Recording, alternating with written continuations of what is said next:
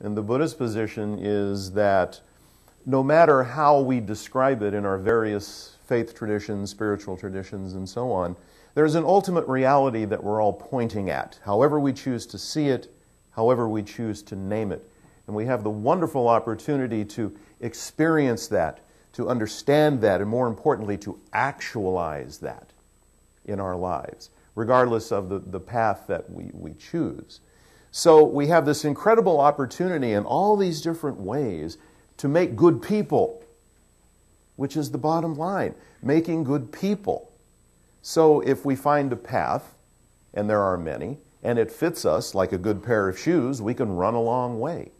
And we have the opportunity in this country to run a long way and to make those choices, which is a tremendous thing. So I think the impact of our own cultural and religious diversity has just been tremendous. And if we do not take advantage of it, then we're not living up to our full potential as people and as a society of religious and spiritual beings.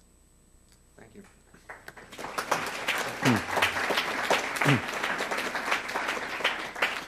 Father Hilinski. The nature of government and the nature of religion and the nature of society, in a sense, is what we really are grappling with. Because in a very real way, there is great differences between society and government, and one's even understanding of what is the relationship of government to society is at the heart of some of these questions and some of these discussions that we have in our American society. The relationship is very important because if you look at the origins of our own country, our founding fathers were concerned not about religion in itself, but it be not established as a norm and set religion for the country. And as you know, your students that are well aware of the history of our own country, that even though that was established on a federal level, on a state level, there were a number of state churches. Virginia had an Episcopalian theocracy over it. At that time seemed to be no conflict.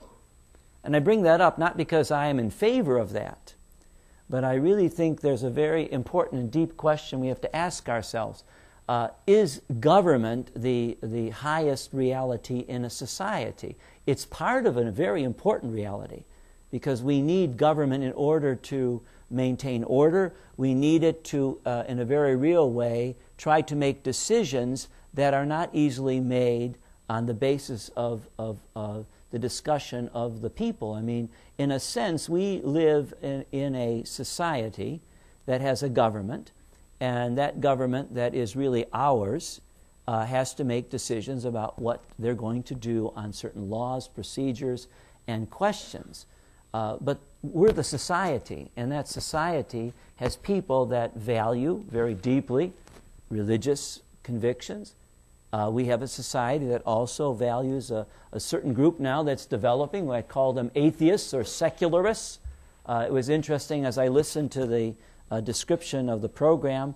It was almost as though there's this conflict between secular and religious life, and well, maybe we should just go to a secular government. How could that be?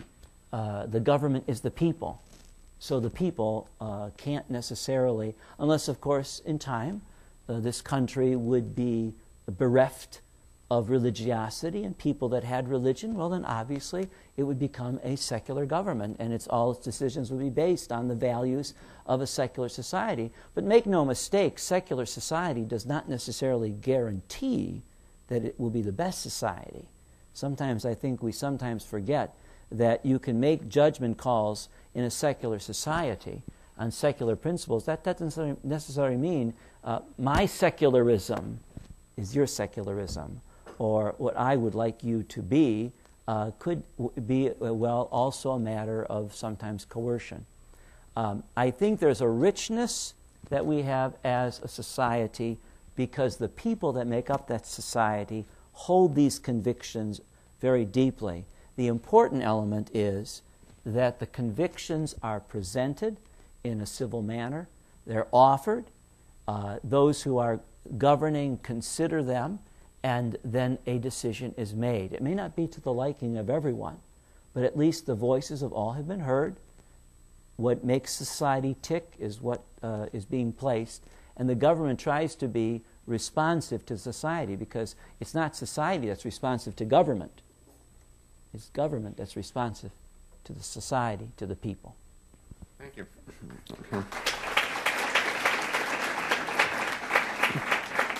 Okay. Dr. Islambouli? Talking about the topic of diversity and the role of religion in our community, I would like to refer to a couple of interesting statements from the Islamic traditions that I think can shed some light on this topic. One of the most beautiful verses in the Quran, the Islamic scripture, that talks about diversity. It's in one of the chapters, it says, "O mankind," which is interesting because the understanding is God is speaking not only to Muslims but to all mankind who come from different religious backgrounds. "We have created you into tribes and nations," which means it's a fact that we come from different backgrounds, that God, because of His wisdom, had made us different. Different in color, different in the language we speak, different in complexion, how we look, and also in different in our religious values and religious beliefs. So diversity is a fact. And then the verse says, "We've created you into tribes and nations so that you can get to know each other." So this is how we can know each other if we are different. But if we are all the same or clones of each other, then where is the idea of knowing each other? And knowing each other means what? Learning from each other. Appreciating the fact that we are different, and then learning what's good. And then respecting looking at what's common between us as people of different religious backgrounds, and then respecting the differences, not fighting each other, because this is not how you know each other. Otherwise, God would says in the Quran, in the verse, "We've created you of different tribes and nations so that you can fight with each other." But it didn't say that, so that you can know each other.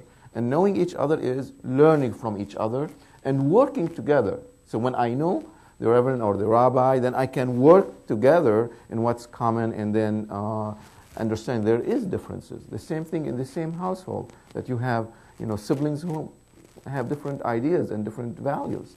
Same thing, your parents, don't expect your father, mother, have the same ideas. So differences is important in our lives, and that's what makes our life exciting.